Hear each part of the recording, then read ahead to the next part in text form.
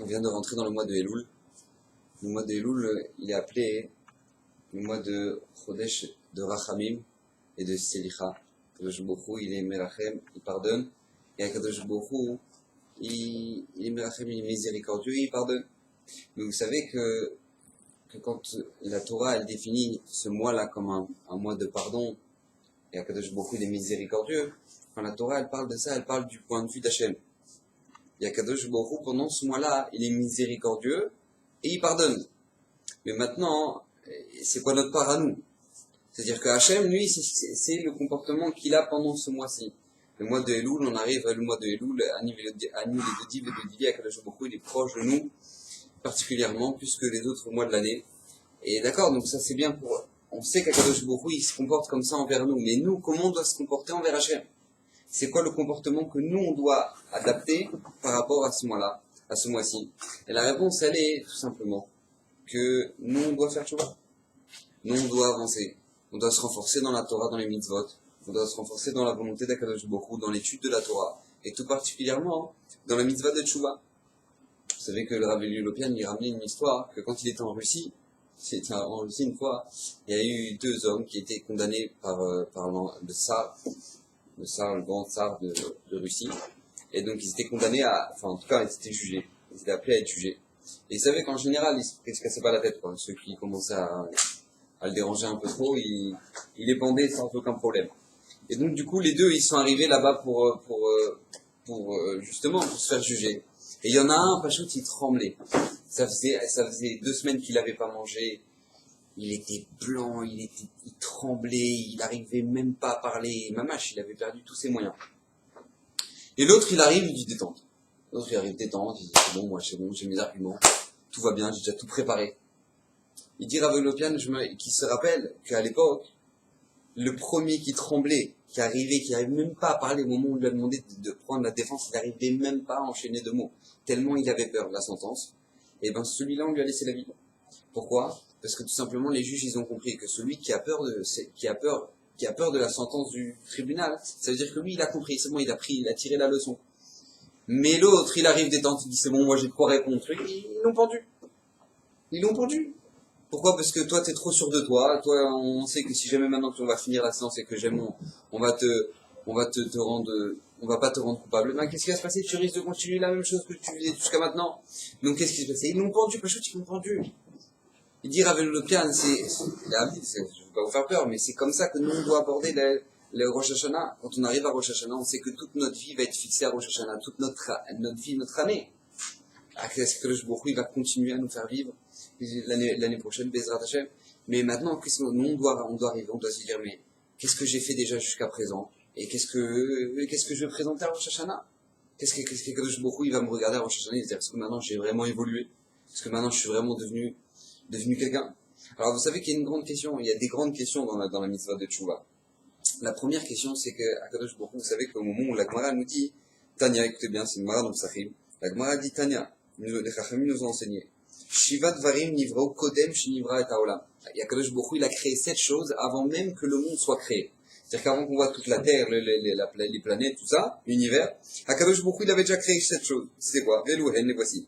Torah, Vetshuva, la Tchouva, Vegan Eden, Vegeinom, Vekise Akavod, le trône divin, ou Bet Hamikdash, donc le 3e Bet Hamikdash, Bezrat Hashem, qu'on attend, il viendra demain, ou Shmoshen Mashiach, et le nom du Mashiach. Donc les 7 choses, ça c'est les 7 choses qu'Akadosh Baruch Hu, il avait créées avant même la création du monde. Maintenant, moi je vous pose la question. C'est-à-dire, Torah, je comprends, mais la Tchouva, Akadosh Baruch Hu, avant même d'avoir créé le monde, Hachem, il avait créé une création qui s'appelle la Tchouva. La Tchouva. Maintenant, moi, j'ai un problème. Parce que, normalement, le monde, là, dans lequel on est maintenant, il a un problème. C'est-à-dire que maintenant, c'est le résultat d'une erreur. Parce que tout simplement, puisqu'Adam Arishon, il s'est planté, donc du coup, maintenant, on s'est retrouvé ici. Mais normalement, ça aurait pas dû se passer. On aurait dû être dans le Gan Eden, pépé rouge, tranquillouche. Et voilà, c'est tout. En train de manger les fruits du Gan Eden, en train de profiter d'Akadosh Baruch Hu. Là maintenant, tout ce qu'on est en train de vivre, c'est une conséquence de la faute d'Adam Arishon. Donc je comprends que si jamais maintenant, au moment où Akadosh Baruch Hu, il a créé le monde, maintenant, il s'est planté. Ah, alors voilà, je te donne une opportunité, ça s'appelle la tchouva. Akadosh Baruch Hu, non, avant même que Adam Arishon y faute, avant même qu'il y ait la notion de faute, Hachem, il a créé la tchouva. Mais vous comprenez le problème? C'est qu'il y a un problème, il n'y a pas encore eu de faute, Hachem, il crée la tchouva. Mais qui a dit qu'elle allait avoir une faute? C'est-à-dire que comment ça se fait qu'on crée, c'est-à-dire que l'Echatrila, ça devait se passer, donc, qu'est-ce que ça veut dire que Kadosh Baruch Hu, avant même d'avoir créé le monde, il a créé la mitzvah de tchouva, mais il n'y a personne qui a fauté, il n'y a personne qui s'est planté. Nous, comment on présente la tchouva? C'est quelqu'un, il mangeait du porc et il savait rien de la vie et maintenant, faire tchouva. Faut se réveiller. Tu vas pas dire à Frem Kadevski de faire tchouva. Tu vas pas dire à Abba Saleh de faire tchouva. C'est-à-dire que maintenant, c'est pour ceux qui se sont ratés. Donc, comme ils se sont ratés, tu fais tchouva. La Torah te dit non. La Gemara te dit non. On parle même pas de faute. On n'a même pas encore parlé de faute, il y a une mitzvah qui s'appelle la tchouva, alors il faut comprendre. Qu'est-ce que ça veut dire? La deuxième question qu'on va essayer de comprendre, Bezrat Hashem, c'est qu'on nous demande pendant tout ce mois-ci, nos mois de Elul, on commence à faire les slichot, on se lève tôt pour faire les slichot, on nous demande à Kadosh Baruch Hu pardon, et on dit Avinu Pasha, Khatan. Maintenant, qu'est-ce qui se passe? On demande à Kadosh Baruch Hu pardon. On arrive maintenant encore à Rosh Hashanah, on a peur du jugement. On nous donne à Saraïm et Tchouva les 10 jours de Tchouva, et tu demandes encore plus pardon. Et après, t'arrives à Kippour, et tu demandes encore plus pardon. Moi, je vous pose la question. Le mec, il a fait Tchouva la veille de Yom Kippour. Voilà, tout le mois de Elul, il s'est déchiré, voilà. Il a fait Tchouva. Pourquoi il a besoin de faire Kippour? Pourquoi il a besoin de faire Kippour? Pourquoi que j'en ai besoin d'arriver à Kippour, à Kadosh Baruch Hu, et je jeûne pour les fautes que j'ai fait? Ça y est, j'ai fait tchouva. Ça y est. À combien je vais taper combien? Mais la question, elle est encore pire. C'est quand on arrive à Yom Kippour. On arrive à la Neila. Le Echad, il est ouvert. On demande à Hachem pardon à Kadosh Baruch Hu pour ce que j'ai fait. Pardonne-nous Hachem. Et là, le moment de la Neila, Kadosh Baruch Hu, il est merachem sur tous ces enfants qui pleurent et qui lui demandent pardon. Et il n'y a pas de problème. Et à Kadosh Baruch Hu, il pardonne. Et à ce moment-là, qu'est-ce qui se passe? Juste après Neila, on commence cette fila de Harvit. Comment on commence cette fila de Harvit? Veu rachum yichaper avon velo ashrivi. Akadosh Baruch Hu, il est miséricordieux sur yichaper irachetcha la faute de quoi on parle? On fait la Amida de Harvit, Motzi Yom Kippour. On fait Selach Lanu Avinu Makenu, Kipachanu, Ashiva Shoftenu. Comment ça se fait que maintenant on demande à Kadosh Baruch Hu encore pardon après Yom Kippour? Ça y est, t'as passé toute la journée à demander pardon. Après Yom Kippour, t'arrives à la tefila de Harvit, tu devrais sauter au moins quelques brachot. Les brachot, tu demandes pardon, ça y est, toute la journée tu l'as fait. On voit que non. Comment ça se fait qu'on te dit, vas-y, pardon, tu veux faire tchouva, on te dit de faire tchouva, et tu fais tchouva, et au moment où tu fais tchouva, on te dit, ça suffit pas. Faut que tu continues. Faut Kippour. Et après Kippour, tu continues. Et encore un Kippour, et encore. Mais pourquoi ça s'arrête pas au bout d'un moment? Quelqu'un devrait se dire, je sais pas, moi, Baba Salé, il devrait se dire, j'ai pas besoin de faire un Kippour. Comment ça se fait que Baba Salé a besoin de faire Kippour? On doit se poser la question, comment ça se fait? Quel rapport entre lui et Kippour? Il jeûnait de Shabbat en Shabbat. Quel rapport maintenant entre lui et Yom Kippour? Un jour dans l'année, on demande de jeûner. Motzei Shabbat, il avait commencé son jeûne, il le cassait à l'entrée de Shabbat. C'est-à-dire que maintenant, il avait jeûné toute la semaine. C'est-à-dire que maintenant, on te dit, non, mais malgré tout, il doit faire Kippour. Comment ça se fait qu'il doit faire Kippour? Kippour, c'est pour les rater. Encore une fois, on voit que non. Et la troisième question, Bezrat Hashem, qu'on va essayer de comprendre, c'est au moment où la Torah nous parle de la paracha de la tchouva. Vous savez que c'est le parachat Nitzavim. La Torah nous dit comme ça. Ki tishma bekol Hashem Elokecha, lorsque tu écouteras la voix d'Akadosh Baruch Hu, ton Dieu, lishmor mitzvotav, pour garder ses mitzvot, vechukotav, ses décrets, aktuva, les sefer Torah, qui sont écrits dans le sefer Torah azé. Ki tashuv el Hashem Elokecha, tu reviendras vers Akadosh Baruch Hu, ton Dieu, la mitzvah de tchouva. Ki tashuv el Hashem Elokecha. Bechol levavcho, bechol nefshecha, de tout ton cœur et de toute ton âme. Et la Torah elle continue, c'est bien. Car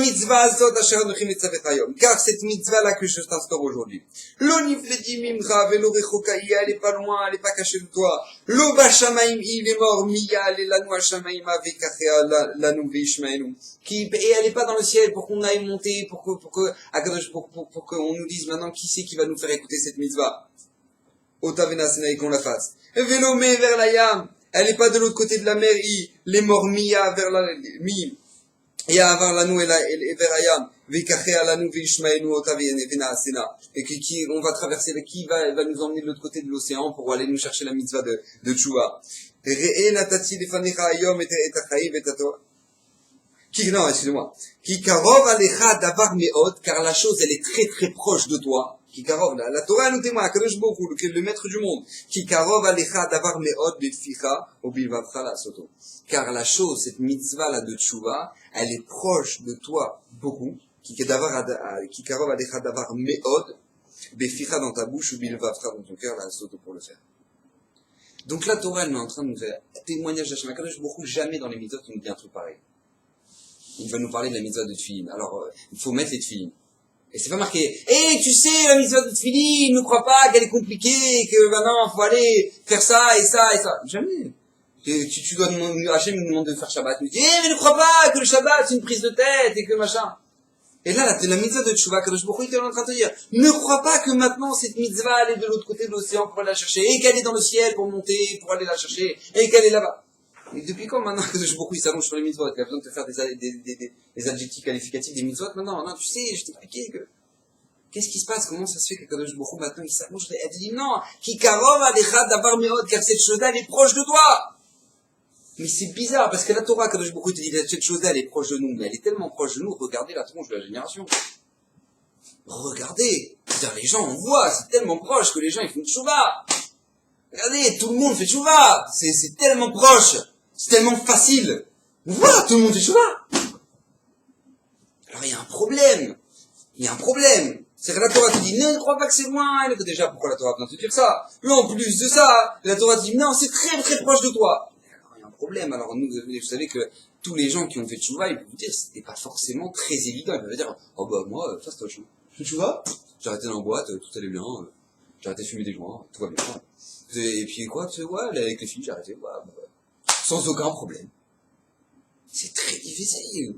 Chacun qui est une personne qui a vraiment fait une tchouva shlema, c'est un travail. Alors comment ça se fait que la Torah te dit ki karov alecha davar me'od? La chose elle est très proche de toi, la Torah, pour le faire. Donc Bezrat Hashem, on va essayer de comprendre. Alors vous savez que nous, quand on arrive à Rosh Hashanah, et qu'à Kadosh Baruch Hu, voilà, maintenant on va refaire le compte à Kadosh Baruch Hu, maintenant on va avoir une nouvelle année, on doit se demander qu'est-ce qu'Hachem il attend de nous. Qu'est-ce qu'Hachem il attend de nous? C'est une question qu'on doit se poser à peu près 24 000 fois par jour. Qu'est-ce qu'Hachem il attend de nous? Alors il y en a qui pensent qu'Hachem il attend de nous d'avoir des payotes. Bon, ils ont raté. Il y en a qui pensent qu'à Kadosh Baruch Hu, il attend de nous d'être des bons juifs. Raté. Il y en a qui pensent qu'à Kadosh Baruch Hu, il attend de nous de connaître tout le Talmud. Encore raté. Alors qu'est-ce qu'Hachem il attend de nous? Qu'est-ce qu'Hachem il attend de nous? Écoutez bien ce qu'Hachem il attend de nous. Hachem il attend de voir chez nous un changement. Un changement. Au moment où un homme naît, c'est un petit ramor, nous dit la Gemara. Dit Shlomo Ameler. Lorsqu'un homme est né, c'est un ramor, c'est un petit âne. Maintenant, qu'est-ce qui se passe au moment où maintenant il arrive, après 120 ans, on lui fait jurer, nous dit la Gemara dans Nida, qu'au moment où maintenant il sort du ventre de sa mère, tu dois être un tzaddik et tu dois pas être un rachat. Mais Hachem nous a fait un ramor, maintenant on doit devenir un tzaddik. Akadosh Baruch Hu, il nous demande, boss. Ça, c'est ce qu'Akadosh Baruch Hu, il attend. Akadosh Baruch Hu, il attend chez nous de voir une évolution, de voir un changement. Ce qui importe à Kadosh Baruch Hu, c'est pas combien de pages t'as fait de Gemara, combien de mitzvot de recettes que t'as fait, mais combien toi tu as changé. Qu'est-ce que t'es devenu à travers tout ça? Est-ce que maintenant toi ça crée un changement chez toi? Est-ce que maintenant tu es devenu quelqu'un de meilleur? Est-ce que maintenant grâce à la Torah c'est un instrument, c'est pas un but en soi. La Torah c'est un instrument pour devenir un bon juif, pour devenir un tzaddik. Kadosh Baruch Hu va dire, oh bravo, t'as fait 90 dapim de Gemara et tu frappes ta femme. Ben, ça vaut quoi, ça? Ça vaut quoi? La Torah est en train de dire, mais réfléchis, qu'est-ce qu'Hachem il attend de toi? Hachem il attend qu'à travers les mitzvot, tu fasses pas les mitzvot comme un teubé. Hachem il veut pas ça. Hachem il veut qu'à travers la mitzvah, tu comprends que tu dois évoluer, tu dois te rapprocher de lui. C'est ça qu'Hachem il attend de toi. Maintenant, vous savez que le Yetzer Hara face à ça, il y a 3 sortes de Yetzer Hara. Il y a des gens qui se disent, bon bah voilà, on les voit, ils évoluent, ils vieillissent, et plus ils vieillissent, plus ils restent les mêmes, ils bougent pas, toujours les mêmes gens, les mêmes discussions, ils restent les mêmes, au fur et à mesure des années. Donc tu vois qu'il n'y a aucune évolution. Ça, c'est le premier problème. D'où ça vient? Ça vient tout simplement que c'est des gens qui font des mitzvot et qui font des avérotes aussi. C'est qu'ils font des mitzvot, ils construisent, font des mitzvot. les petites mitzvot, ouais, eux, ils font des douches, eux, ils font la tala, et puis ils mettent les films tous les matins, et ils font des petites, voilà. Mais après, ils font des avérotes. Ils vont à la plage, truc, et machin, et du coup, rac, ils éclatent toutes les mitzvot qu'ils ont fait. C'est-à-dire qu'en fait, toujours, ils sont comme ça. Donc, en fait, ils restent tout le temps les mêmes. Ils restent tout le temps les mêmes toute leur vie. Parce qu'ils font des mitzvot, mais le problème, c'est que les mitzvot, elles les poussent pas à avancer. Parce que les avérotes, quand Akadosh Baruch Hu t'a donné les mitzvot négatives, les mitzvot des interdits, c'est parce que tout simplement, tu dois structurer ces mitzvot positifs que t'as fait.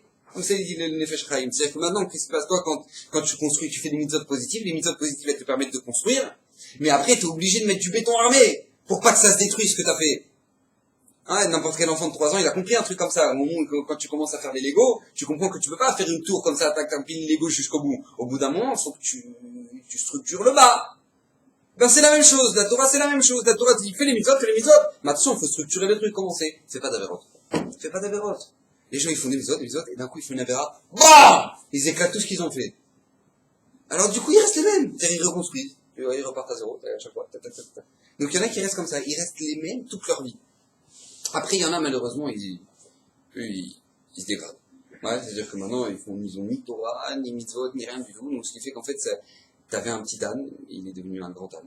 D'accord? Il est devenu un grand âne, il est resté le même, il n'a pas changé, il réfléchit pareil, et il dit, tu sais que Rabbi Lopian, écoutez bien, Rabbi Lopian, il dit, ouais, moi, je suis quelqu'un qui parle comme ça, quelqu'un qui dit, ouais, moi, je suis comme ça, et qu'est-ce que tu veux que je te fasse, et voilà, moi, je suis comme ça. Il dit, Rabbi Lopian, c'est de la picorsoute. Cet homme-là, un homme qui parle comme ça, il dit, bah, qu'est-ce que tu veux faire? Je suis comme ça, hein. Bah, faut m'accepter comme je suis. Et moi, quand je me suis marié, j'étais comme ça. Du coup, je suis comme ça. Quelqu'un qui parle comme ça, il dit Rabbi Lopian, ça s'appelle de la picorsoute. Pourquoi? Parce que tout simplement, ça veut dire qu'il a même pas compris la base de sa venue dans ce monde. C'est-à-dire qu'il est censé évoluer. Donc il l'a même pas compris. C'est-à-dire que lui, il va rester comme ça. C'est-à-dire que maintenant, il a mis un tampon. Hop, cache-route. Pac, pac, pac, pac, pac, pac, pac. Il s'est mis des tampons de cache-route comme ça. Hop, moi je suis très bien. Je suis comme ça. Et voilà, faut pas me prendre la tête. Moi je suis comme ça. Et lui, ça va aller de pire en pire. Parce que vous savez, des mauvaises herbes. Ouais, des mauvaises herbes qui poussent dans un terrain. Au bout d'un moment, bah, quand tu les laisses pousser, qu'est-ce qui se passe? Bah, ça grandit. Et ça grandit. Alors quand toi maintenant t'as jamais travaillé ta colère, et t'es un gros nerveux de la vie, et ben tu finiras par frapper ta femme. Et tu frappes ta femme, bah tu finiras par tes enfants. Et tu frappes tes enfants, bah tu finiras par taper les flics. Parce que tout simplement, à partir du moment où t'as jamais fait un travail sur toi-même, ben ça va aller en grandissant. Si jamais toi maintenant t'es un radin, bah tu deviens un ultra radin, et après tu seras vieux, tu voudras mourir avec tes sous, et après même au moment de la Yerusha, tu diras non, rien, ils m'ont pas respecté. Il y a des gens comme ça. Il y a des gens comme ça, parce que tout simplement, puisqu'ils se travaillent pas, et ben ils s'empirent. Donc ça va quand en s'empirant. Maintenant, il y a la troisième catégorie. Il y a la troisième catégorie, c'est tout simplement les gens qui font pas ce qu'il faut.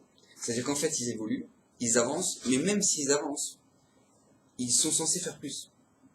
C'est-à-dire qu'ils avancent, ils font des mitzvot, ils préservent des avérotes, mais gentiment. C'est-à-dire qu'ils vont pas faire trop d'efforts, ils vont pas trop se forcer. C'est-à-dire que maintenant ils vont commencer à dire voilà bah moi je vais faire 5 minutes d'études tous les matins. Allez, 5 petites minutes d'études tous les matins. Et on te dit mais peut-être que avec ça fait déjà 5 ans que tu fais 5 minutes d'études. Oui mais c'est bien, au moins je me préserve et tout machin. Peut-être maintenant t'évolues. Non ça va, moi je suis bien, j'ai pris mon rythme, c'est bien, j'évolue, j'avance, je fais pas de drogue, je fais attention et tout. Mais la Torah te dit avance. Toi tu dois arriver de 0 à 100. De 0 à 100. Yaakov Avinu, au moment où il est arrivé sur la Ramoya, au moment où il est arrivé à Yerushalayim, il s'est endormi. Qu'est-ce qu'il a vu? Une échelle. Il a vu une échelle. Pourquoi il a vu une échelle? Parce que tout simplement, pour te faire comprendre, toi, quand tu arrives dans ce monde, tu dois monter à l'échelle. Tu dois monter de 0 à 100. Ça, c'est ton tarif. Tu es arrivé de 0 à 100. Donc tu dois faire ça. Tu dis, non, moi je suis déjà arrivé à 50, c'est déjà bien. Non, tu dois avancer. Donc en fait, on a trois catégories de personnes. On a des gens tout simplement que eux, ben ils restent les mêmes parce qu'ils évoluent pas. Des gens que malheureusement ils s'écrasent. Et des gens que maintenant ils évoluent, mais pas assez. Tous ces gens-là, ces trois catégories de gens, eux ils doivent faire tchouva.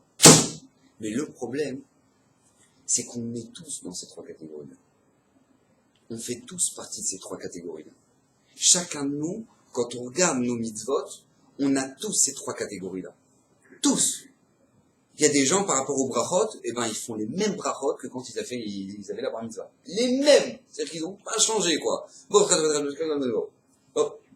Voilà, les mêmes, c'est-à-dire qu'à 12 ans, il faisait ses brachot comme ça, à 20 ans, il faisait des brachot comme ça, première catégorie. Il y a des gens, ça va en s'empirant. Ouais, ça va en s'empirant. C'est-à-dire que maintenant, avant, à l'époque, quand il faisait un bar mitzvah, il était content, il était fini. Il était content, waouh, c'est fini, quoi, c'est kadosh. Après, qu'est-ce qui se passe maintenant, tu le vois le matin?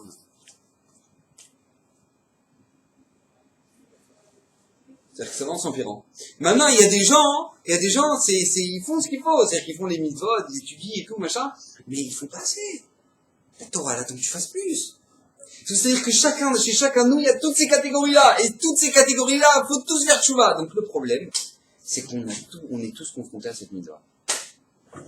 C'est pour ça que même Raphaïm Kanevski, même Baba Salé, il doit faire tchouva. Pourquoi? Parce que eux, c'est des tzadikim, mais eux, ils font tchouva sur leur mitzvot. Vous savez que le Rav Sadia Gaon, il faisait tchouva sur ses mitzvot. Il arrivait à Yom Kippour, il faisait tchouva sur ses mitzvot. Tchouva sur ses mitzvot. Et comment c'est possible? Bah oui, parce que tout simplement, quand toi tu arrives à Rosh Hashanah, et tu comprends qu'Akadosh Baruch Hu, il a vu toutes tes lourdeurs que tu as fait toute cette année-là. Et Akadosh Baruch Hu, il t'a pardonné. Akadosh Baruch Hu t'a dit, c'est bon, allez, on est face à ardoise.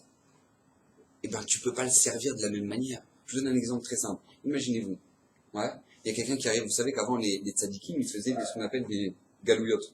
C'est-à-dire qu'ils partaient en galoute, mais ils disaient rien à personne. Avant, il n'y avait pas WhatsApp, il n'y avait pas Internet, donc ils ne savaient pas la tête du tzadikim, ils ne savaient pas quelle tête ils avaient les gens. Donc des fois, le Gaon devinait, il partait pendant 3 mois. Il passait de maison en maison, etc.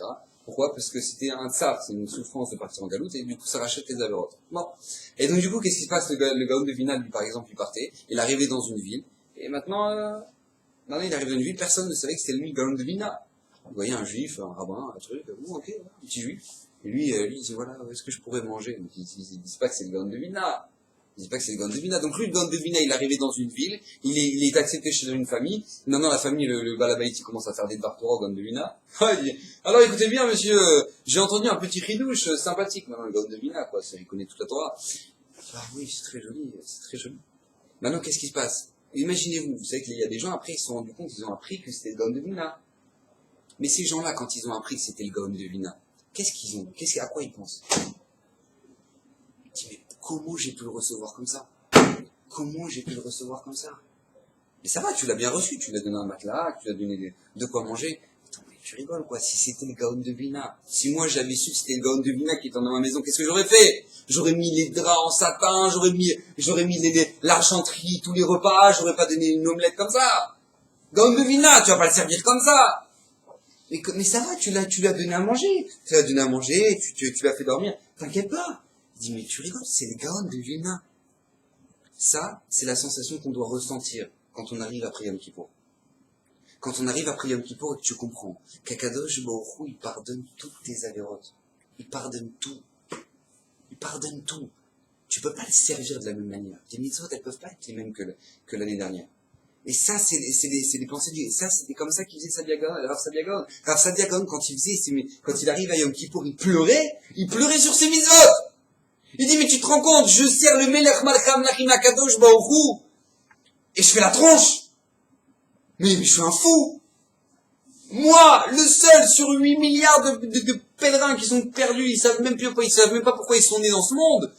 Moi, je suis choisi pour servir Hachem. Et quoi? Et moi, je le sers comme ça. Et je suis un fou furieux. Donc lui, en fait, il faisait tchouva sur ses mitzvot. Donc en fait, c'est pour ça que la Gemara nous dit que la tchouva, elle a été créée avant la création du monde.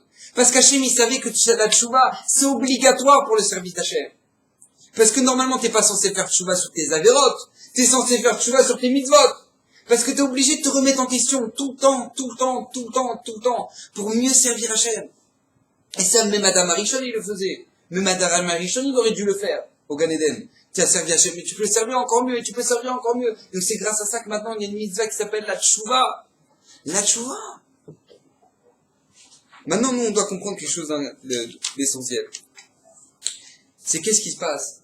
C'est que nous, on a l'impression que maintenant, quand quelqu'un il fait tchouva, je parle pour moi aussi, mais on a l'impression que c'est une faiblesse. C'est-à-dire qu'il y a des gens, quand on parle dans le monde du Tzibour, quelqu'un qui a fait tchouva, il dit ouais, bah en fait, il savait plus où est-ce qu'il était perdu, bah voilà, ouais, l'opium du peuple, comme il disait Staline chez Moïse Zéro, quoi que l'opium de la religion, c'est l'opium du peuple, etc.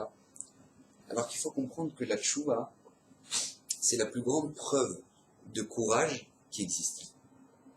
Quelqu'un qui fait tchouva dans sa vie, chaque instant, c'est quelqu'un qui s'appelle quelqu'un de courageux. Quelqu'un qui fait pas de tchouva, c'est quelqu'un de faible. C'est quelqu'un qui est faible. Pourquoi? Je vous prouve en 2 secondes. Quelqu'un qui reste le même durant toute sa vie et qui se laisse aller, c'est-à-dire que c'est même pas lui qui maîtrise sa vie. C'est même pas lui qui maîtrise sa vie. Alors il subit les événements dans sa vie, il subit ses souffrances dans sa vie, il subit les joies dans sa vie. Ok, mais il n'est pas maître de sa vie. Il n'est pas maître de sa vie, il est maître de ce que la société elle pense, il est maître que... Mais quelqu'un qui fait tchouva, c'est quelqu'un qui est capable de dire tout ce que j'ai fait jusqu'à maintenant, ça valait rien. Vous savez la force qu'il faut avoir pour ça?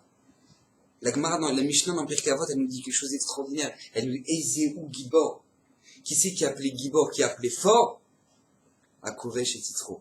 C'est celui qui sait maîtriser son Yitzhara. Celui qui a une force sur son Yitzhara. Il est pas, la Torah te dit pas, il est Chacham. Il est appelé Chacham. Oh, il va pas en boîte, il s'éclate pas, machin, truc. Bah, il est intelligent. Il a pas envie de perdre sa vie. Il a pas envie de faire n'importe quoi. Il touche pas la drogue, ça l'intéresse pas. La Torah te dit pas ça. Elle dit pas que c'est quelqu'un qui est intelligent. C'est quelqu'un qui est appelé Gibor. Quelqu'un qui fait tchouva, c'est quelqu'un qui est courageux.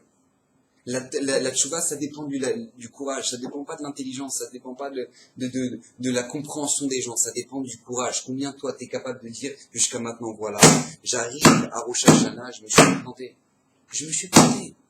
Vous savez que tous ceux qui ont réussi, tous les chefs d'entreprise qui ont réussi dans le monde entier, ce sont des mecs qui toute leur vie ont été capables de sans arrêt remettre en question leur société. Tout le temps. Tout le temps. Est-ce que ça c'est bien? Est-ce que c'est bien? C'est pas, ouais, c'est bon. Allez, j'ai la société.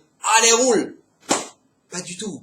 Si vous connaissez les mecs qui sont actuellement marqués sur les premiers milliardaires du monde, les Bill Gates, les mecs comme ça, les mecs qui ont vraiment mis de l'argent, les Google et tout cela, c'est des mecs qui s'arrêtent jamais. Et ils se remettent en question tout le temps!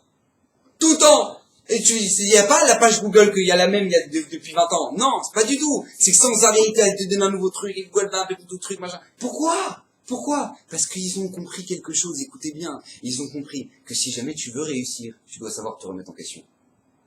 Même eux, ils l'ont compris.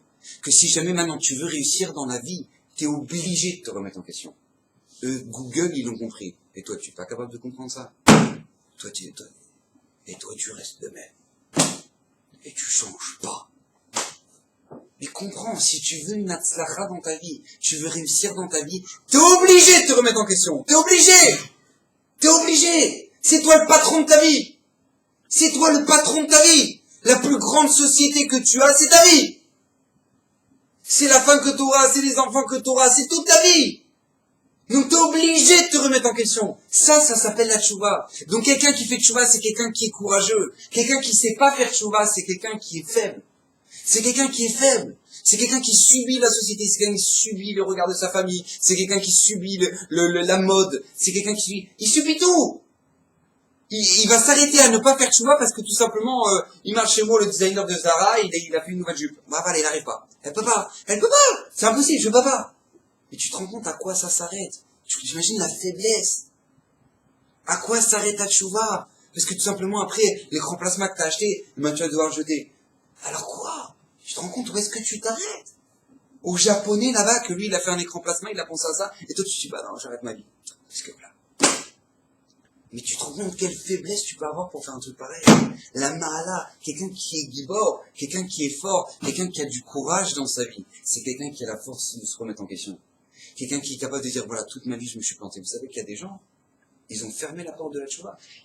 Il y a des gens, mais eux-mêmes, ils arrivent à 80 ans, 60 ans, 70 ans. Tu leur fais un devoir Torah, tu es en train de leur montrer qu'en fait, ils ont raté toute leur vie. Ils ont fait des avérotes toute leur vie. Et quelqu'un de beaucoup, il peut pas se les voir. Et ben, qu'est-ce qui se passe? Ces ces mêmes gens-là, ils font la sourde oreille. Ils ont pas envie de t'écouter. Ils ont pas envie de t'écouter. Je vous dis, je le vois. Ils ont pas envie de t'écouter. Pourquoi ils sont pas prêts à t'écouter? Parce que tout simplement, c'est-à-dire que tu es en train de me dire que ce que j'ai fait depuis 80 ans, eh ben, ça vaut rien. Et je suis pas prêt à écouter ça. Je suis pas prêt à écouter ça. Et ça, c'est la plus grande de toutes les faiblesses. C'est la plus grande de toutes les faiblesses. Mais c'est quoi le problème que nous, on a? Nous, le problème, c'est qu'on réfléchit. Les gens, ils réfléchissent comme ça. Ils se disent, moi, ça va, moi, tu vois, ça va, je parle pas le choua, moi, je fais l'école juive. Combien il y en a qui parlent comme ça? Ils ont fait des 400 coups. Ouais, ils ont fait des 400 coups, ils ont fait l'école juive. Donc, tu leur dis, alors, tu te renforces. Ouais, je voudrais juste revenir un peu à mes sources. En fait, tu veux faire choua. Non, ah non, je pas dit que je fais choua. Mais ouais, j'aimerais un peu, me remettre un peu dans le bain. Ça calme choua. Non, pas la choua! Non, moi, la choua, mais non, pas du tout, pas la choua. Moi, je fais l'école juive. Quel rapport? Les gens, ils ont la choua de faire choua. Qu'est-ce que t'as honte de faire choua? Au contraire, tu devrais être fier de ça. Tu devrais faire ça, c'est toute ta fierté. C'est toute ta fierté de montrer comment tu maîtrises ta vie. Après, t'as des gens qui voient même pas le problème dans leur vie. C'est-à-dire que tu leur parles, tu leur dis, mais alors, une fois, j'étais dans l'avion. J'étais dans l'avion pour partir en France. Et je vois quelqu'un, c'était juste avant Rosh Hashanah. Je vois quelqu'un qui est assis, un bon juif, il me pique pas. Il est assis à côté de moi. Et je lui dis, alors, Rosh Hashanah, vous êtes prêts? Il me dit quoi? Je lui dis, vous êtes prêts? C'est le truc, loul. Alors, Rosh Hashanah, quoi? Alors il me dit, ça va, moi je suis un bon juif, hein, tout va bien. Tout va bien. C'est-à-dire, je me suis dit, je monte très cher, voilà, je suis marié, tout va bien, quoi. Qu'est-ce que vous voulez que je m'angoisse? Il y a des gens, ils comprennent même pas le problème. C'est-à-dire que pour eux, je sais pas comment ils font l'amida, peut-être qu'ils sautent 2-3 paragraphes dans l'amida. C'est l'Achlanou, c'est Bracha Levatala, quoi, pour lui. Je comprends même pas pourquoi il y a besoin de faire c'est l'Achlanou. Voilà, chez nous, ça sert à rien. Pourquoi j'ai commencé à faire? Pourquoi ils font les Tachanoun, mais en fait, ils les font pour les autres. Mais comment c'est possible? Ils ne comprennent même pas le problème. Vous savez que c'est une des chormas extraordinaires de la Torah. La Torah nous dit, fais le Bdikat Hametz. Vous savez que juste avant ça, on doit faire le Bdikat Hametz. On doit chercher le Hametz partout. Pourquoi les Chachamim? Ça y est, ça fait 3 semaines, t'as passé l'aspirateur. Maintenant, le super aspiro, que maintenant même les acariens, ils crèvent. Ouais, c'est-à-dire que maintenant, t'as personne qui peut supporter l'aspirateur. C'est-à-dire que voilà, limite, il t'arrache la moquette, le truc. Donc ça y est, maintenant, le Hametz, ça y est. Les Chachamim disent, non, pas du tout. Pas du tout. Tu vas te mettre à 4 pattes, baba, et tu vas chercher le Hametz dans toute ta maison. De toute ta maison. Les gens, ils sont, alors, on peut chercher le Hametz, les gens comme ça. Ouais, ils sont comme ça. Allez, amenez bras. Les gens, mon rave, a dit 4 Hametz jusqu'à 2h du matin. Jusqu'à 2h du matin. C'est-à-dire que ça rentre, c'est Pessar à 8h, la nuit, elle tombe 7 à courir du 8h, jusqu'à 2h du mat. Je sais pas si vous avez déjà eu les photos de Rav Eliashiv, à plus de 100 ans, à 4 pattes, en train de chercher, avec sa bougie, le Hametz. C'est un truc, symbolique, c'est sympa, petit plus. Pas du tout. On te demande de chercher le Hametz. Pourquoi les Chachamim, ils t'ont instauré cette mitzvah? Pourquoi? Parce que les Chachamim sont en train de te dire, regarde. Peut-être, c'est shalom, peut-être. Toi, tu pourras avoir l'orgueil de dire, tout va bien, moi, je suis une grande sadique. Non, quel est le problème? Alors le Chachamim te dit, regarde, tu sais quoi, tu vas te mettre à 4 pattes, tu vas chercher le Hametz. Le Hametz qui est l'orgueil, qui est le Yitzhara, qui est, voilà, tu gonfles, ça, tu vas le chercher partout. Parce qu'au même titre qu'on te demande de chercher dans toute ta maison le Hametz, dans tous les recoins, à plus forte raison qu'on te demande de chercher chez toi. Les Chachamim ils disent, Chas v'shalom, que jamais un juif puisse penser ça, de dire, moi, tout va bien. Ils ont dit, tu sais quoi, on veut tellement que tu comprennes. On te dit, vas-y, prends une bougie, prends une lumière et vas-y, cherche. Mets-toi à 4 pattes, cherche partout. Pourquoi? Pour te faire ressentir qu'il faut chercher. Si tu cherches pas, c'est qu'il y a un gros problème. Si tu cherches pas, c'est qu'il y a un gros problème. Et nous, c'est ce qu'on doit faire. Donc, toute notre vie, on doit chercher, on doit faire ce travail-là. Mais le problème, c'est quoi? C'est que nous, maintenant, à la limite, les mitzvot, les avérotes, on ne voit pas le problème, c'est-à-dire qu'on ne comprend même pas la gravité d'une avéra. C'est-à-dire qu'on ne comprend même pas, on ne voit pas tellement la gravité d'une avéra. On ne comprend pas tellement. Vous savez que, pour vous remettre un peu les idées en place, moi aussi d'ailleurs, en premier, il y a une mitzvah de shofar à Rosh Hashanah. Une mitzvah à Rosh Hashanah de sonner le shofar. Maintenant, quand on sonne le shofar, les Chachamim nous ont dit, à Rosh Hashanah, on sonne le shofar. Bon, Rosh Hashanah, on sonne le shofar. Très bien. Maintenant, au moment où la Torah nous dit ça, les Chachamim ils sont arrivés, ils nous dit quoi? Ils nous disent, écoutez bien, si jamais Rosh Hashanah tombe Shabbat, on ne sonne pas le shofar. Ça, c'est une gzera, c'est un décret des chachamim. On ne sonne pas le shofar si jamais Rosh Hashanah tombe Shabbat. Pourquoi? Nous dit la Gemara, écoutez bien. De peur qu'un jour, il y a un élève qui doit sonner le shofar. Et qu'est-ce qui se passe? Il a oublié, ou il doit demander à son raf comment exactement la halakha. Et donc, du coup, il va arriver à transporter le shofar dans la rue pour aller voir son raf pendant Shabbat. Donc, on ne sonne pas le shofar Shabbat. Je ne sais pas si vous imaginez, c'est-à-dire que la Torah, le bon Dieu, il a dit on sonne le shofar, les koudas.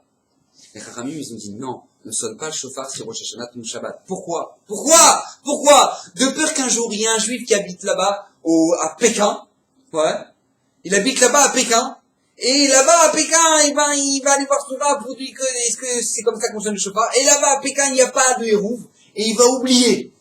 C'est qu'on n'est pas en train de parler de quelqu'un, que pendant Rosh Hashanah, il va dire, allez, je sonne le shofar, je porte, j'ai envie de porter le shofar. Non, c'est quelqu'un qui va faire une faute, involontaire, le jour du Shabbat, parce qu'il va oublier que c'est Shabbat. Il va se dire, c'est Rosh Hashanah, on peut porter, c'est un Yom Tov. Et donc, lui, qu'est-ce qu'il va se passer? Il va oublier que c'est Shabbat. Et donc, du coup, pourquoi? Pour aller sonner du shofar, ben, il veut faire une mitzvah en plus. C'est pas ça, il veut faire une mitzvah. Les Chachamim qui disent, non, on sonne pas le shofar quand ça tombe Shabbat. La Torah l'a dit, nous on dit non. Pourquoi? De peur qu'un juif, un jour, dans 2000 ans, il va transporter le jour de Rosh Hashanah qui tombe Shabbat le shofar.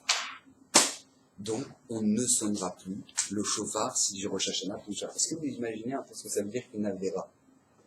Ce que ça veut dire une avéra faite de manière involontaire. On ne parle pas d'une avéra faite pour le kiff. On parle d'une avéra faite de manière involontaire. C'est-à-dire que quand on étudie un petit peu ce que ça veut dire le tchiyat shofar, le son du shofar, que c'est le moment où Akadosh Baruch Hu, il passe du Kisei Din qui Kisei Rachamim. Il passe sur le trône de la rigueur jusqu'au trône de la miséricorde. C'est au moment où maintenant on est en train de chanter le shofar. C'est au moment où maintenant on est en train de faire régner Akadosh Baruch Hu, Meler sur Bechol Haolam, sur tout le monde entier. Là, à cet instant-là, au moment où on est en train de faire ça, on dit non, ne fais pas ça, de peur qu'un juif, il va arriver. Vous imaginez un peu ce que ça veut dire? Ce que c'est qu'une avéra pour la Torah? Ce que c'est qu'une avéra pour la Torah? Ce que c'est qu'un juif qui doit emmener un korban khatat? Je vous l'ai déjà dit 1 milliard de fois, mais ça, faut le vivre, ça. Ce que ça veut dire qu'un juif d'Ashdod qui a allumé la lumière de manière involontaire Shabbat. Il a allumé la lumière de manière involontaire. Il est sorti des toilettes à 2h du mat. Il a allumé la lumière. Il a éteint la lumière. Mais à l'époque du Beth Amikdash, ça n'existait pas, ça. Un mec qui faisait ça, il savait qu'il va fermer son magasin pendant 3 semaines, parce qu'il faut qu'il aille à Yerushalayim pour emmener son korban khatat. Parce que t'as allumé la lumière de manière involontaire Shabbat! Maintenant, il n'y avait pas les bus, les trucs, les machins. C'est-à-dire que maintenant, pendant 3 semaines, il va fermer sa boutique, il va aller acheter son petit agneau, son petit veau, il va acheter son petit veau, il va aller jusqu'à Yerushalayim, et il va là-bas à Yerushalayim, il va arriver, tout le monde va le voir arriver avec son veau, tout le monde a compris qu'il a fait une avéra béchogeg pendant Shabbat, tout le monde le voit, il arrive au Beth Amikdash et les Kohanim le voient, Adkedekar, il était tellement cassé, la Torah, la Gemara le dit, il était tellement cassé, fallait que les chants des Lévim, fallait que les Lévim, ils chantent, pour encourager, pour le remettre à niveau, tellement il était cassé. Et au moment où maintenant il fait le korban khatat, il doit mettre ses mains sur le veau, et il dit à Kadosh Baruch Hu, j'ai fauté, de manière involontaire pendant Shabbat, et on fait la shrita du veau. Pourquoi la shrita du veau? Parce que toi, t'aurais dû être à sa place. Imaginez ce que ça veut dire. Ce que c'est qu'une avéra aux yeux de la Torah. Et toi, t'arrives, ça va. Tu n'as pas oublié une seule fois Shabbat d'être en lumière cette année? Jamais c'est arrivé de prendre une arête dans ton poisson, comme ça, d'enlever Shabbat, tu mets sur le côté. Borer, interdit de la Torah. Ça jamais c'est arrivé cette année? C'est que combien de maintenant on doit prendre conscience des interdits. Ce que ça veut dire une avéra pour que tu comprennes ce que ça veut dire la bonté d'une tchouva, qu'Akadosh Baruch Hu, il te pardonne. Vous savez ce que ça veut dire qu'Akadosh Baruch Hu, il pardonne? On n'a même pas idée ce qu'Hachem il pardonne. Kedekar, le Rabbeinu Yonah, il dit, c'est le plus grand recette qu'Hachem il nous fait, c'est de nous pardonner, c'est d'accepter notre tchouva. Imaginez-vous un mec, il arrive à Versailles avec une batte de baseball. Il explose le palais de Versailles. Il explose. Il explose tout. À la fin, il pose la batte, il dit, je suis vraiment désolé. vraiment, je sais pas ce qui m'a pris. Je dis, bon, papa, bah, tu vas payer. Tu vas payer, tu vas faire de la tôle, tu vas faire, je sais pas, tu vas payer, t'inquiète pas, tu vas payer. Non, mais vraiment, je suis vraiment désolé. Mais ça existe un truc pareil. Est-ce que ça existe un truc pareil? Non seulement Akadosh Baruch Hu, il accepte ta tchouva, non seulement Hachem, il accepte ta tchouva, mais en plus de ça, c'est une mitzvah! Vous imaginez un peu, c'est que le mec, il a explosé le palais de Versailles, il l'a défoncé, et en plus de ça, on dit, bah, on a besoin d'un câblage maintenant parce qu'il faut tout remonter. Mais on va vous payer! C'est-à-dire que le mec qui a tout pété, c'est un câblan, et lui, il va tout refaire le palais de Versailles, il fait ses tarifs. Il dit, oui, bon, alors ça, le bus cassé, ça va coûter ça, truc, bon, voilà, et ça, ouais, c'est-à-dire que lui-même, lui, va recevoir un salaire, il va recevoir un salaire pour avoir fait tchouva. C'est-à-dire qu'est-ce que vous imaginez ce que ça veut dire? La bonté d'Hachem, c'est pas seulement celui avec lequel je me dis, bah, c'est bon, allez, ça va, on n'en parle plus. C'est qu'Hachem, il te donne une mitzvah de faire tchouva. Il te donne une mitzvah.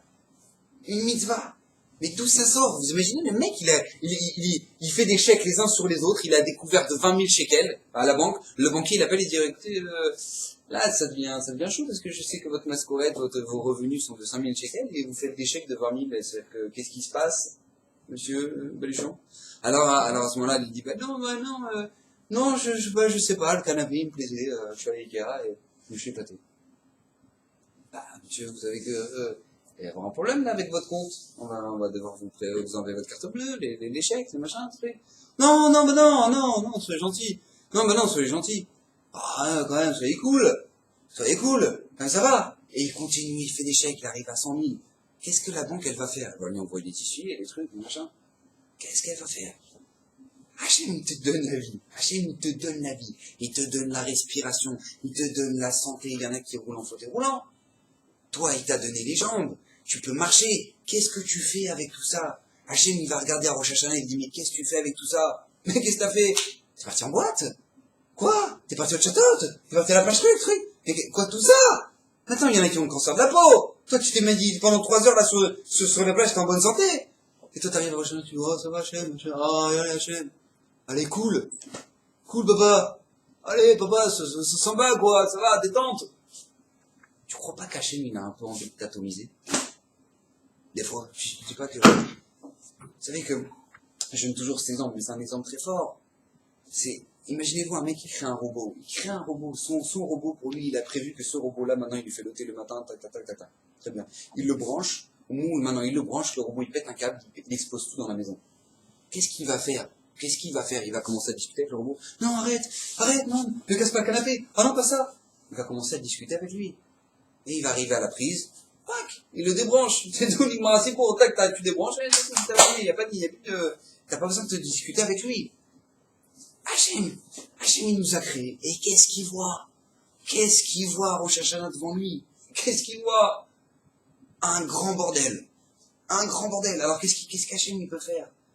Hachem, il peut débrancher, vous savez, il a aucun problème pour ça. Et les gens, quand ils font le chouva, ils te disent, allez, je vais faire ça, allez, je te fais une tova, toi, monsieur Lorma.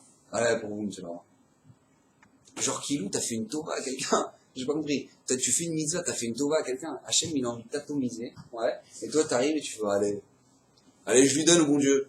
J'espère qu'au moins, j'aurai la bracha, j'aurai la parnassa. Allez, Tfilin, allez, je lui donne. Attends, dis-moi, d'où tu sors, toi? Ça va, t'es dans ta tête, tout va bien? Tu te sens bien? C'est comme ça que nous, on doit réfléchir. On arrive à un moment où maintenant, on doit dire, mais qu'est-ce qu'on doit faire? Où est-ce qu'on est? Où on va? Où est-ce qu'on est? Où on va? Écoutez bien, ce que nous dit Raphaël Mivologine. Il dit, au moment où la Torah dit, on a demandé, qui a mitzvah azot, asher anuchim et tzavechayan, lo nifletim mimcha, elle est pas cachée de toi. Elle est pas loin. Lo bashamaimi, la mitzvah de Tchouva, elle est pas dans le ciel.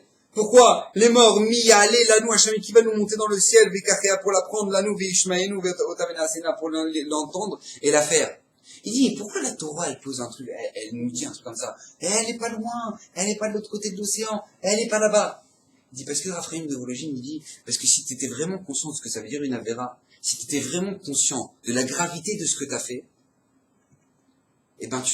normalement, tu devrais, vas-y, monte dans le ciel, toi, pour réparer tout ce que tu as pété là-haut. Avec ta avéra, avec tes mauvaises pensées, avec tes trucs. Vas-y, monte dans le ciel! Monte dans le ciel, pareil que Versailles, vas-y, toi répare maintenant. Répare tout ce que t'as fait.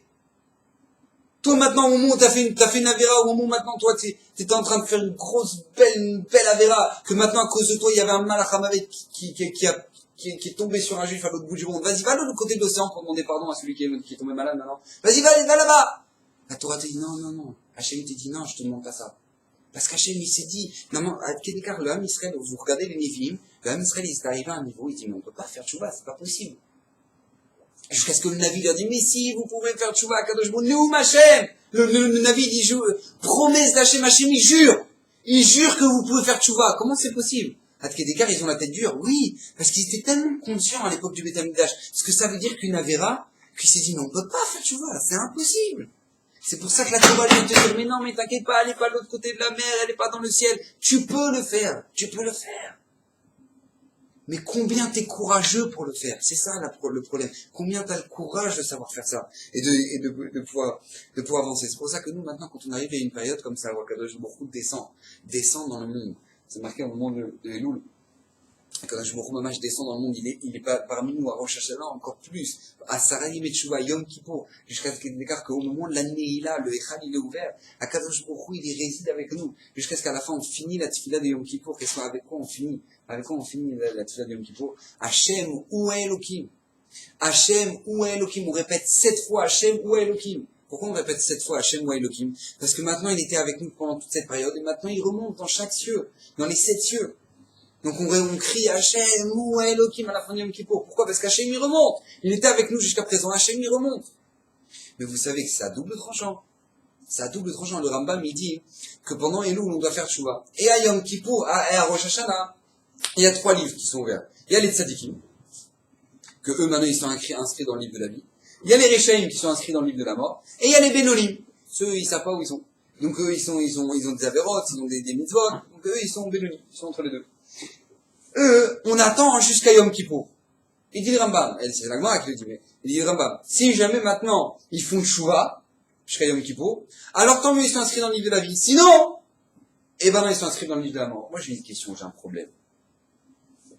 Je comprends pas. Les Bénonim, c'est des gens qui sont réti, ouais, qui sont moitié-moitié. Donc maintenant, qu'est-ce qui se passe? Si jamais maintenant, on devrait dire quoi? Qu'est-ce que la Gemara aurait dû dire? On attend jusqu'à Rosh Hashanah, jusqu'à Yom Kippour. Si jamais ils font des mitzvot, alors tant mieux. S'ils font des avérotes, alors tant pis. Non, c'est pas ce qu'a dit la Gemara. S'ils font tchouva, alors tant mieux. S'ils font pas de tchouva, alors, attends, j'ai pas compris. Et qu'est-ce qui se passe si jamais quelqu'un il fait pas de tchouva? Mais il fait plein de mitzvot. Il fait encore plus de mitzvot. Il fait plein de recettes, plein de trucs, il étudie plein de Torah, etc. C'est pas parce qu'il regrette ses avérotes, mais parce que c'est ça, voilà. Il comprend que c'est important, donc il fait plein de mitzvot pendant toute cette période-là, 10 jours de tchouva. Alors quoi, il est pas inscrit dans le livre de la vie, lui? À Yom Kippour, il est pas inscrit dans le livre de la vie. Il dit le Rambam, écoutez bien. Lorsqu'Akadosh Baruch Hu il descend, il vient te voir, il te tend la main pour maintenant te demander, pour te pousser à la tchouva. Et que toi tu refuses sa main, il n'y a pas plus grande pas que ça. Tu peux faire toutes les mitzvot, tout ce que tu veux. Mais au moment où Hachem il te tend la main et que toi maintenant tu lui tends pas la main en retour, il n'y a pas plus grande pas que ça. C'est pour ça que maintenant la Gemara elle dit, s'il fait tchouva, alors il est inscrit dans le livre de la vie. Sinon, non. Tu peux faire toutes les mitzvot si t'as pas fait tchouva. Au moment où Hachem il réside avec toi. C'est que la Gemara lui me donne un exemple très simple. Une fois Rava, il y avait un boucher dans la ville qui avait manqué de respect à Rava. Il avait manqué de respect. Qu'est-ce qu'il avait fait ce boucher? Tout simplement, il avait manqué de respect. Et lui, jamais il était venu demander pardon à Rava. Donc lui, Rava, veille de Rosh Hashanah, il dit c'est chaud quand même, il a manqué de respect, c'est très grave ce qu'il a fait. Donc peut-être moi, je vais vers lui, moi je m'avance vers lui, pour que, peut-être que quand il va me voir, il va me dire, ah monsieur Rava, j'ai oublié de demander pardon cette année, c'est très grave ce que j'ai fait. Donc lui, maintenant, il va vers la boucherie de ce boucher-là. Non, à ce moment-là, sur le chemin, il rencontre Shmuel. Je crois que c'est Shmuel. Il rencontre Shmuel. Au moment où maintenant il rencontre Shmuel, il lui dit, où tu vas? Il dit, je vais voir le boucher parce que j'ai un problème avec lui. Au moment où il continue sa route, Shmuel, il dit à ses élèves, il va pour le tuer. Comme ça, il dit à ses élèves, il va pour le tuer. Pourquoi? Effectivement, quand Rava, il arrive dans le magasin du boucher. Le boucher, à ce moment-là, il dit, qu'est-ce que tu veux, ton rabbin? Qu'est-ce que tu fais là? Dégage! Voilà, comme s'il lui parle. À ce moment-là, au moment où maintenant il va commencer à couper un morceau de viande, il y a un morceau d'os qui va sortir, qui va lui rentrer dans la gorge. Il va mourir sur place. Talmidim, il se dit, mais attends, comment Shmuel, il savait un truc pareil? Comment il savait qu'il va pour le tuer? Et en fait, tout simplement, il dit, c'est le blazer, quelque chose d'extraordinaire. Il dit, parce qu'au moment où maintenant Rava, il s'approche du boucher pour lui demander, pour le pousser à faire tchouva et à lui demander pardon, ça a double tranchant. Si jamais maintenant tu t'aggraves dans ta situation, c'est la mort qui va t'arriver. C'est encore pire, le rab il s'est déplacé pour toi et toi tu fais même pas l'effort de demander pardon, c'est encore pire. C'est la maladie combien c'est encore plus grand pendant cette période-là qui est le Chodesh Elul. Le mois maintenant, non, pardon, Akadosh Baruch Hu, Akadosh Baruch Hu, il s'approche de nous, il est là, il réside parmi nous. Et toi, tu vas rien faire. Tu vas rien faire. Alors bien sûr, encore une fois, je fais très attention, je ne demande pas d'être baba salé. On ne demande pas d'être baba salé. Après, je ne sais pas comment ça se passe dans les Sichot et les Sfaradim, mais chez les Ashkenazim, comment ça se passe? C'est que pendant les Sichot, on n'ouvre qu'une seule fois le Echal. Le Echal du Sefer Torah, on n'ouvre qu'une seule fois, au moment Shema Kolenu. Shema Kolenu, on ouvre le Echal. Et après, on refait. Au moment des Sichot. Après, tu arrives à Rosh Hashanah et les 10 jours de Tchouva, on ouvre à Shema Kolenu et on ouvre à Avinu Malkenu. À Avinu Malkenu, c'est où on ouvre le Echal. Et après, tu arrives à Yom Kippour, tout le temps, on ouvre et on ferme. Vous avez déjà remarqué à la Beth Knesset, tout le temps, on ouvre, on ferme, on ouvre, on ferme, on ouvre, on ferme. Jusqu'à ce qu'à la Neila, t'arrives au moment de la Neila, le Echal il est ouvert. T'es en train de faire la Mida, le Echal il est ouvert. Pourquoi? Il dit Rav Shar, à quoi? C'est quoi l'allusion à ça? Il dit Rav Shar, ça représente le cœur du juif. Akadosh Baruch Hu, il sait que le cœur du juif, il ne peut pas s'ouvrir du jour au lendemain. C'est petit à petit. T'as fait un effort. Alors, pendant les jours de Stéchot, tu ouvres 11 fois le Echal. Le cœur du juif, il s'ouvre. Un petit peu. T'arrives à Rosh Hashanah et t'arrives pendant les 10 jours de Tchouva. Ça s'ouvre encore un peu plus. Alors maintenant, qu'est-ce qui se passe? Alors tu vas à Avinu Malkenu et tu ouvras à Shema Kolenu. Et quand t'arrives à Yom Kippour, tu comprends qu'Akadosh Baruch Hu, il est là pour te pardonner. Alors ça se trouve encore plus. Tu ouvres, tu fais. Et t'arrives à l'Aïnila, tu comprends qu'Akadosh Baruch Hu, tu peux te pardonner de toutes tes avérotes. Alors le cœur du juif, il s'ouvre. C'est pas du jour au lendemain. C'est pas du jour au lendemain. Vous savez que la Gemara dans Kiddushin, elle dit, j'ai créé le Yetzirah, j'ai créé la Torah en médicament. Moi, je suis toujours demandé, je me pose la question, comment ça se fait que la Gemara, elle dit, j'ai créé la Torah en médicament? Quel rapport le médicament maintenant? J'ai créé le Yetzirah, j'ai créé l'arme qui est la Torah contre le Yetzirah. Non, la Gemara ne dit pas ça, c'est pas l'arme contre le Yetzirah, c'est le médicament. Quel rapport le médicament maintenant? Pourquoi la Torah, pourquoi la Gemara, elle utilise de la chose de médicament? Barati Torah Tavlin. La réponse, elle est toute simple. Vous savez que c'est très important dans les médicaments. Quelqu'un qui a malheureusement, je sais pas, il a une infection, il a un truc, il doit prendre des antibiotiques. Il peut pas prendre la boîte d'antibiotiques d'un seul coup. Ça n'existe pas. Tu prends pas la boîte, tac, t'enchaînes tous les pilules, c'est bon. Moi, je vais prendre pour 10 jours, voilà, c'est bon, là, je te pris d'un coup. Ah, c'est bon, je suis guéri.